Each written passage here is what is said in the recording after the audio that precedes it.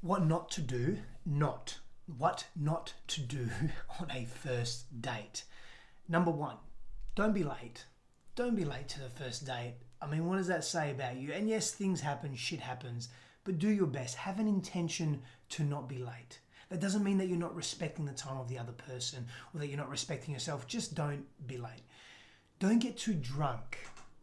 Don't drink too much or overstimulate yourself.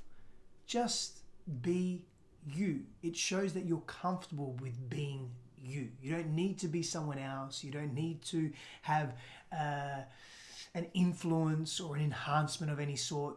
You are happy with who you are. Don't play on your phone and don't be distracted. Be present to the person. Be attentive to them. Actively listen. Ask meaningful, extended questions. So don't get distracted. Don't play on your phone. Put the phone away. Put it on silent. Put it on airplane mode. Just be present to the date. After what we're going through now with this isolation, you want human contact and you want to be really, really present. Don't over talk about yourself. Don't talk about yourself too much. That's not the healthiest thing to do.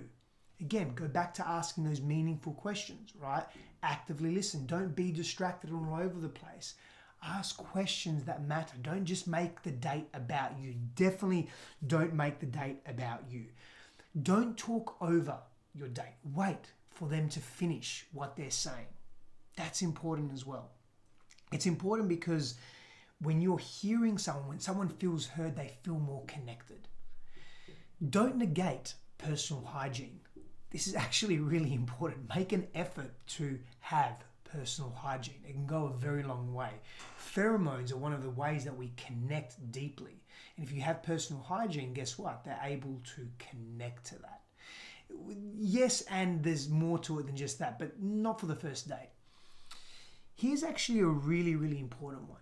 Don't make the date part of your day-to-day, back-to-back schedules. So if you're busy, if you work a great deal, you're an entrepreneur, or you just work many hours, try and schedule some space before and after the date. Don't make it like it's a meeting. Oh, I'm going to meet you for 1 hour and then I've got another meeting and I've got a meeting before that and I'm back-to-back and you're going to be flustered. Don't do that.